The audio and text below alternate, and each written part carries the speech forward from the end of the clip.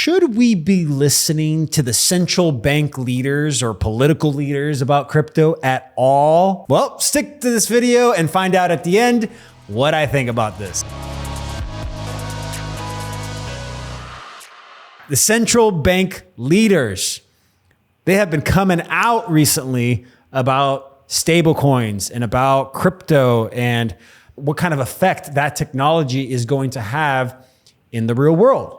So they've had their perspectives. They have their mindset and what they believe that is to be true and what they want to perpetuate. And so they're sharing these perspectives. And so my question is, should we be listening to them?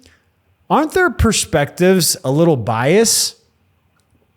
Aren't they adjusting their answers to fit the same old system so that they can stay in power? I mean, I have so many questions. Let's just start with that one. Should we be listening to the central bank or government leaders for that matter when it comes to crypto? So if you're looking for a person to trust, an authority figure about the space so you can learn more and dive deeper, this is the video for you. We're going to be looking at the main leaders, the ones that are mainstream, and then we'll decide. We'll decide together if this is really the path we should be listening to or not. So my name is Oto Gomes. I've been in the space for almost a decade. And if you want to dive deeper into this with me and figure out what the WEF, what the IMF, what all these centralized banking partners and leaders are planning and working towards, make sure you stick to the end of this video so that you can decide for yourself if that's the path that you want to take, if those are the people that you want to listen to. So should we listen to central bank leaders when talking about Bitcoin?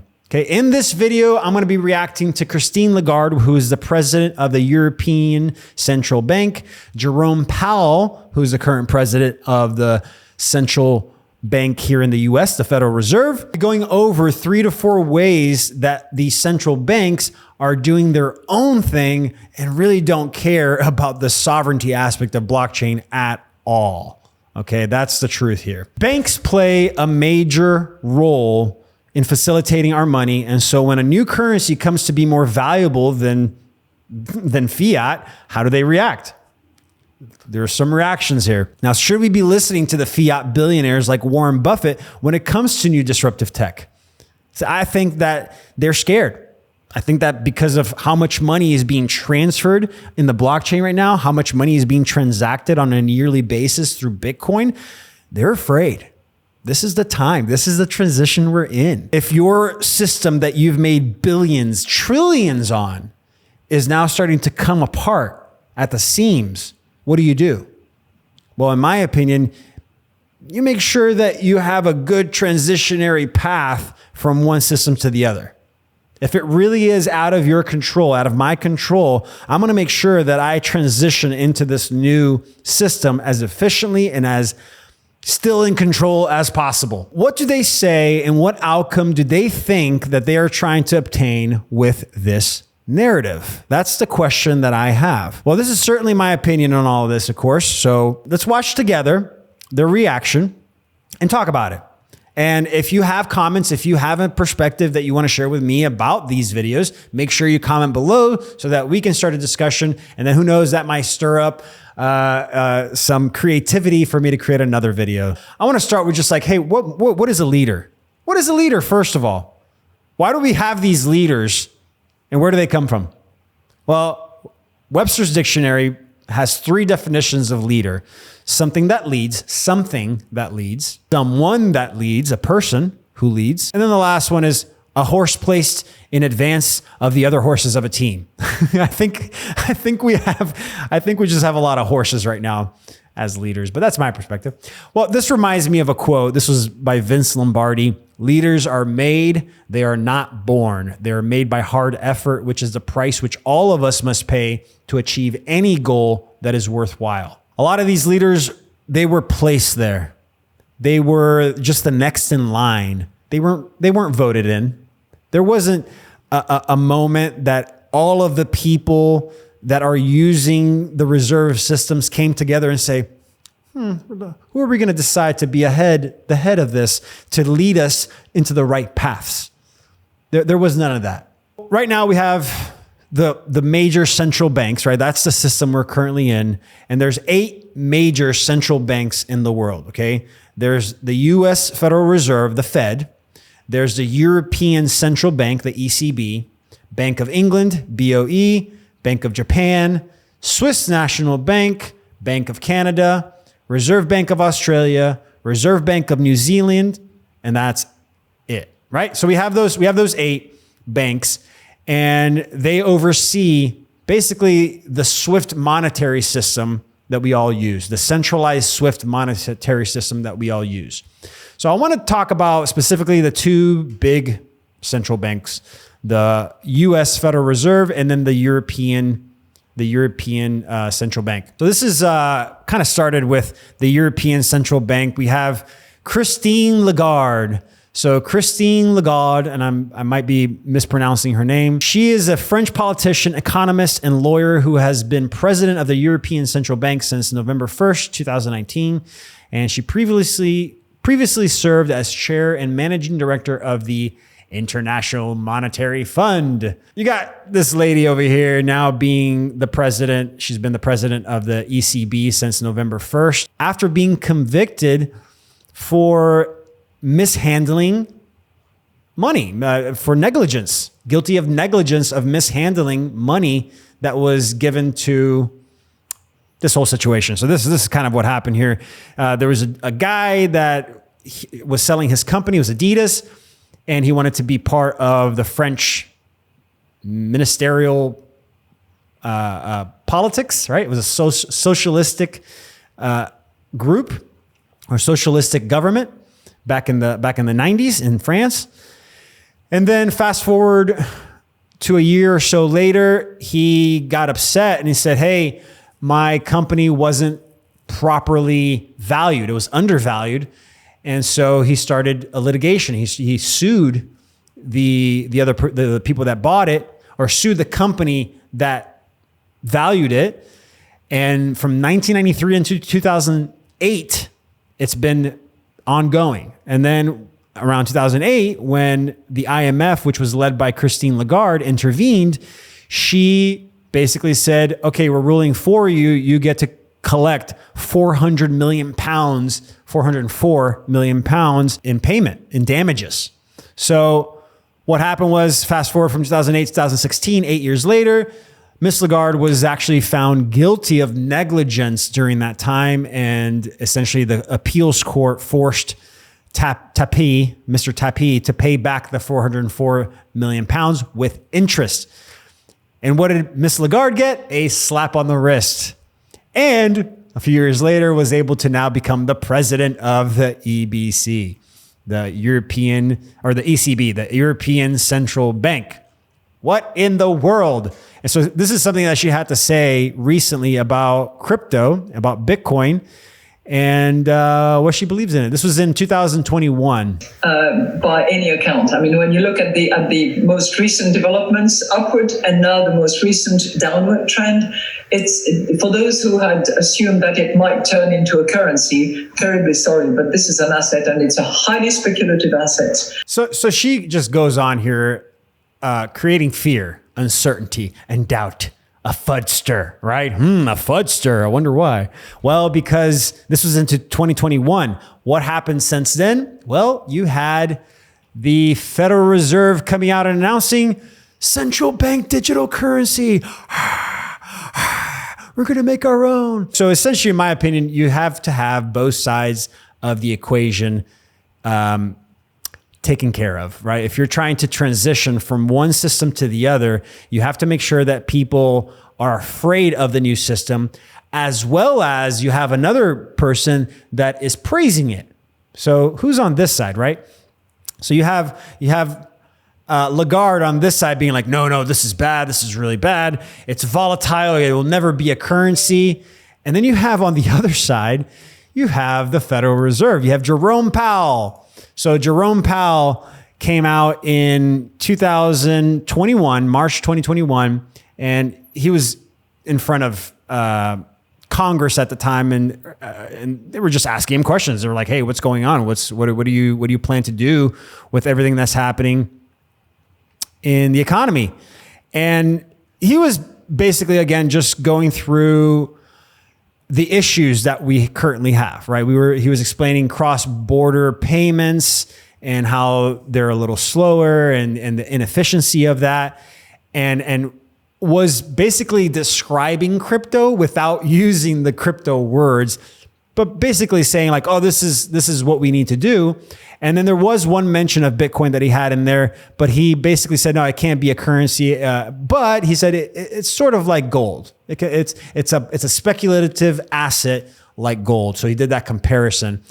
So he started off like that, right? And then he had an interview on 60 Minutes. In this one, he was asked about this new digital currency, and this is what he had to say. We are actually evaluating that. Most major countries are now looking at the possibility of having a digital currency and really asking the question, in our very modern advanced economy with a fast, efficient, full-blown payment system, would adding a digital currency, a form of digital currency, would it actually benefit the public that we serve? That's the question that we're asking. Okay, I just want to quickly stop there. It's funny how he says for the people that we serve, and he's talking as if like, oh, we're the ones that are gonna let you know when you can use this system. Like, we want to make sure that this system is safe for you. So we're doing everything we can. We're testing everything we can to make sure that when you do use it, it's safe and controlled. And that to me is scary as fuck. Bro, I don't need you to control shit. I don't need you to tell me that I can or can't use something. You can't tell me I can or can't use another digital asset that is not yours. So just in the way that he's presenting the information is already like, oh, no, we love this. We love this idea. We love the decentralized idea. But we want to make sure that it's safe for you guys before you come in and take advantage of it. We're working very hard on that. We're also doing quite a lot of technological experiment. I mean, technology has made this a possible thing. And so we feel it's our obligation to understand it. How would it work? What would the features of it be? There are many subtle and difficult policy choices and design choices that you have to make. We're doing all that work. We have not made a decision to do this because, again, the question is, will this benefit the people that we serve? And we need to answer that question well. And we need to involve the public and Congress deeply in that process. This video specifically was interviewed April 2021. So fast forward, you now have the CBDC coming out and actually announcing, oh, we're gonna start the process of going down this road. This was in May. The last update was May 2022, and I think they made this announcement probably around May, April of last year. And then the actual discussion around stablecoin and creating a digital currency, that's only been in the last, I'd say, 7 or 8 months from 2021 to 2022. Now let's look at what they're working on. What is the Federal Reserve working towards and on? So the first thing that I saw here when I was doing some research is this website called the Federal Reserve, FRBservices.org. It's called FedNow, Instant Payments. I had heard about this a while ago. It wasn't called this back then, but it was a way to get your IRS check faster, right? There was a way to get your refund faster. That's not what this is. This is them creating an introduction of a whole new system, a whole new monetary system for everything.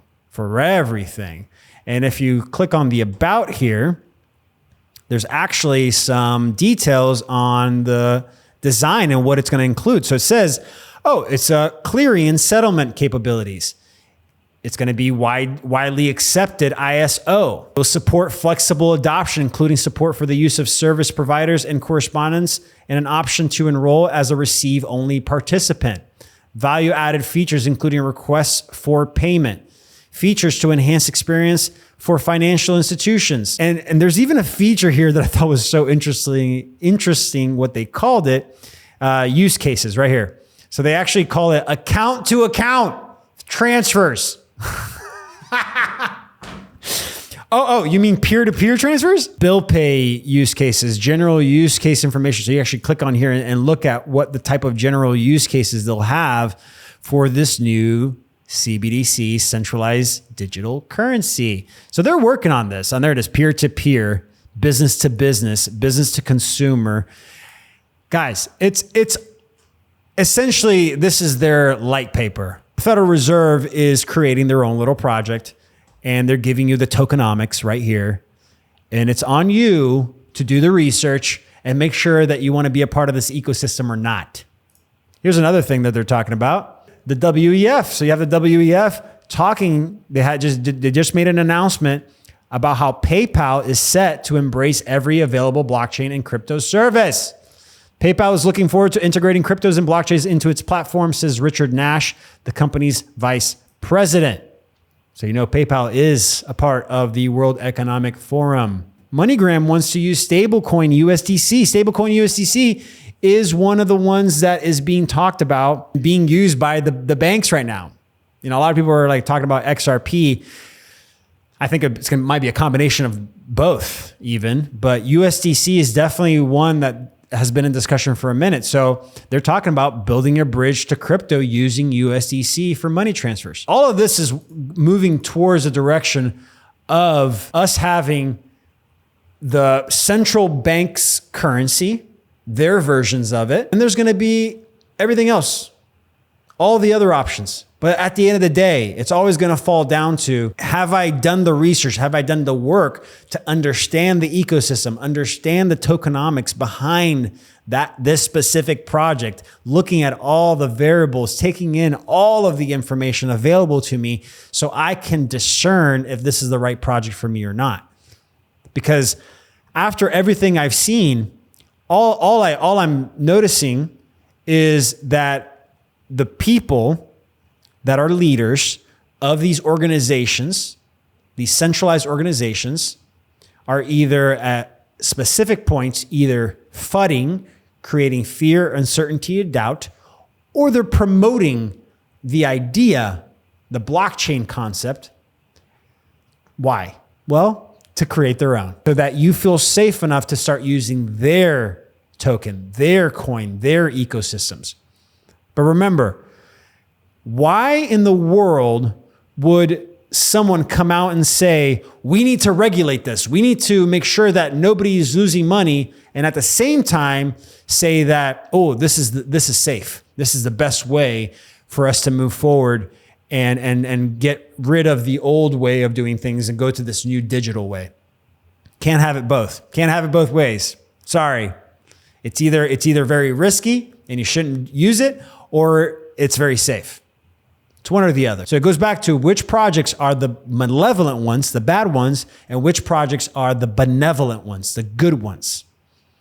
And from my perspective and everything that I've researched, when you're in power, when you have that much power and control and influence, it's very difficult to let go of that, to let go of having that power.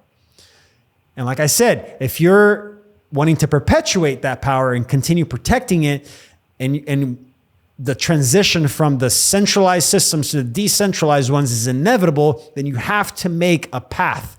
You have to create a transitionary path for your money, for your energy, for the businesses to be able to go to this new place. So you create fear, uncertainty, and doubt on one side. You create shilling or like benevolence, the act of benevolence or the visual benevolence on the other side. You play both sides so that you can transition safely. Can't lean too hard on one or the other. And so that's what I've been seeing with these leaders. There's a conflict. There's a major conflict between what they're saying and the announcements being pushed out by the actual organization itself. Who's actually speaking for who? That's my question. So that's it, guys. That's really what it falls down to. You know, we have to discern. We have to use a combination of our intellect, like take in the research, do the homework, gut check though at the same time. Like, does it feel right? Does it feel right? If there's a conflict, if it's chaotic, if it's confusing, in my opinion, that's manipulation. sovereignty shouldn't be confusing. It's very simple. It's very simple. Don't inflate. Don't control. Bodily autonomy. Once you break it down, the things that are lawful just makes sense because they're so simple. All right. So if you enjoy this video, if you love my reaction to Jerome Powell and, cool lady that's leading the European Central Bank, I also have another video you could watch. It's a reaction video that I went deep into Jordan Peterson and him speaking at the Bitcoin conference and the dangers of decentralization. So make sure you guys check that out. It's a cool video. I do a lot of reaction videos now, and I want to keep doing that. So make sure you guys tell me that you want to see these reaction videos as I move forward. So make sure you check it out. Love you guys. And always remember to gamify your abundance. See you soon.